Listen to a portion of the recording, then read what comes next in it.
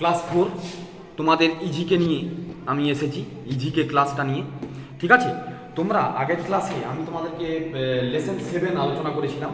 ঠিক আছে, লেসন 7-এর 9টা আমরা করেছিলাম। আজকে দেখো যেগুলো করতে হবে লেসন 7-এর 12টা কিন্তু ভেরি ভেরি ইম্পর্টেন্ট, 12টা।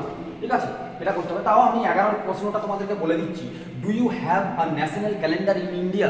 তোমাদের কাছে কি ভারতের যে জাতীয় দিন পঞ্জিকা সেটা কি আছে? দিন পঞ্জিকা যেটা আছে বা ক্যালেন্ডার সেটা কি আছে? সবারই প্রত্যেকটা ঘরে এটা আছে। এটা নিয়ে আমি আর বেশি কিছু যাচ্ছি না, এটা তোমাদেরকে একটু ব্রিফলি তোমাদেরকে বলে দিলাম। নেক্সট দেখো, which animal is the national animal of India? Which animal মানে কোন প্রাণীটা ভারতের জাতীয় প্রাণী হিসাবে বলা হয় বা জাতীয় প্রাণী হিসাবে গণ্য করা হয়? কোন প্রাণীটাকে? তাহলে আমরা সবাই জানি কে আমাদের ভারতের জাতীয় প্রাণী কে, তাহলে কোনটা? তাহলে আমরা সবাই জানি which animal is the national animal of India. তাহলে আমরা কি লিখবো? না আমরা লিখবো the tiger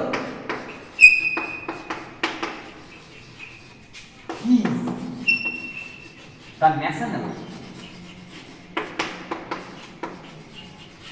animal of India.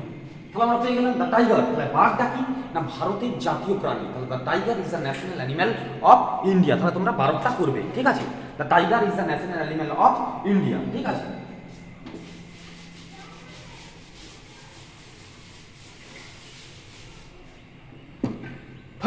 থার্টিনের যে প্রশ্নটা বলছি এটাও কিন্তু ইম্পর্টেন্ট। ঠিক আছে, বলা হলো name the national bird of India. আমি আর প্রশ্নটা কিন্তু তুলছি না, জাস্ট অ্যান্সারটা আমি কিন্তু বোর্ডে রাইট ডাউন করবো। ঠিক আছে, কি বলছে? The name the national bird of India. আমাদের ভারতের জাতীয় পাখি কাকে বলা হয়? ভারতের জাতীয় পাখি আমরা সবাই জানি কে, না পিকক। ঠিক আছে, বই যেটা দেওয়া আছে দেখো, the Indian peacock is the national bird of India like the tiger it is full protected under the Indian wild life act. ঠিক আছে, অনেক একটু বড় করে একটু লার্জ ভাবে এটা কিন্তু দেওয়া আছে, কত বড় করে করার দরকার নেই।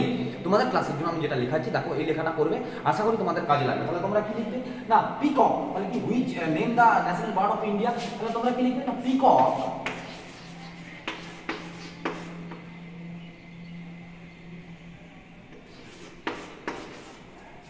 is the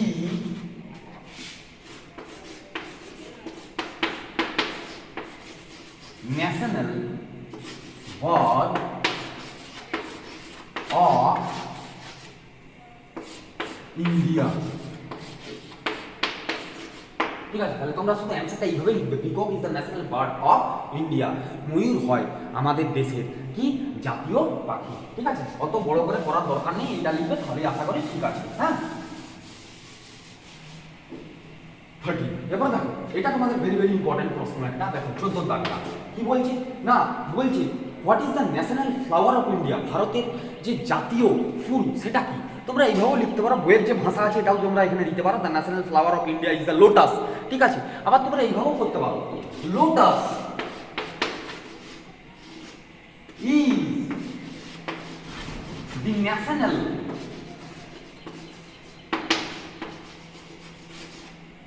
flower of India. এটাও আমরা লিখতে পারি। ঠিক আছে, কি না লোটাস পদ্ম ফুল। পদ্মটা হচ্ছে কি না ভারতের জাতীয় ফুল হিসাবে গণ্য করা হয় পদ্মটাকে। ঠিক আছে, তারপরে দেখো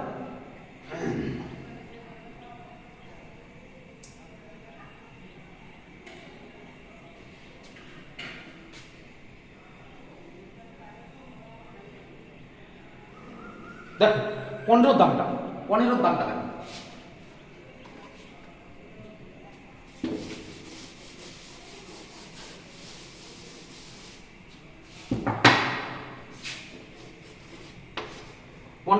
কি বলছি না what is the Indian symbol of piece? What is the Indian symbol of piece? কোনটা আমাদের ভারতের শান্তির চিহ্ন বা শান্তির প্রতীক? কোন জিনিসটা আমাদের ভারতের শান্তির প্রতীক হিসাবে গণ্য করা হয়? কোনটা কি না স্বস্তিকা যে একটা চিহ্ন, তোমরা দেখবে পুজোতে বা কার্ডে একটা স্বস্তিকার মতো চিহ্ন দেওয়া হয়, স্বস্তিকা চিহ্ন। তাহলে ওইটা হচ্ছে কি না ওটা হচ্ছে শান্তির প্রতীক 15টা। তাহলে কি তোমরা উত্তরটা লিখবে? না Swastika, SWS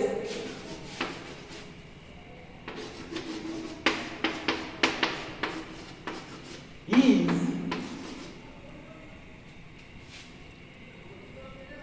the Indian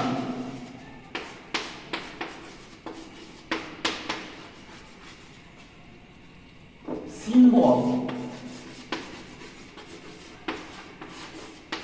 of peace।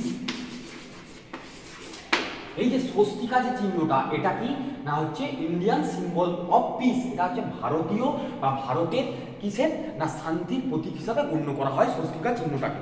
আর কিন্তু আর বেশি করার দরকার নেই, এই 15টা পর্যন্ত করলেই আমাদের হবে। আর 16, 17, 18 এগুলো অতটা ইম্পর্টেন্ট নয়, এগুলো করার দরকার নেই, পরীক্ষাতেও আসবে না, ঠিক আছে।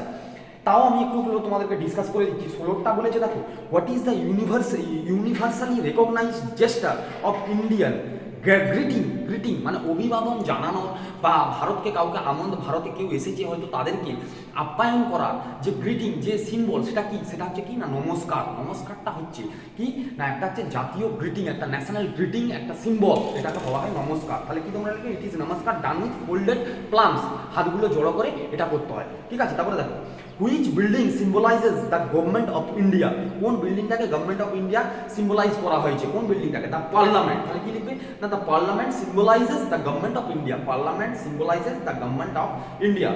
দেখো তারপরটা দেখো, the residence and the office of the president of India is also one of our national landmarks, what is it called. তাহলে কি residence of office and president of India, ভারতের যে প্রেসিডেন্ট, ঠিক আছে, তার যে অফিসটা সেটা কোথায় না it is known as the রাষ্ট্রপতি ভবন। এটা কোথায় না এটা হচ্ছে রাষ্ট্রপতি ভবন, এটা আমাদের পরিচিত আমাদের কাছে কি নামে না রাষ্ট্রপতি ভবন নামে।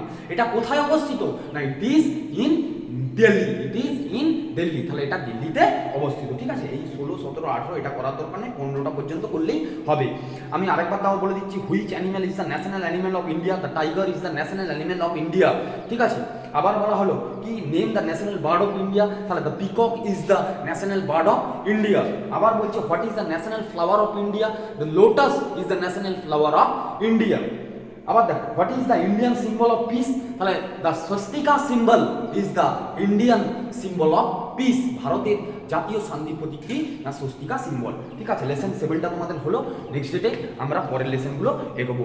আজকে এই পর্যন্তই, তোমরা এগুলো বাড়িতে প্র্যাকটিস করবে। Thank you.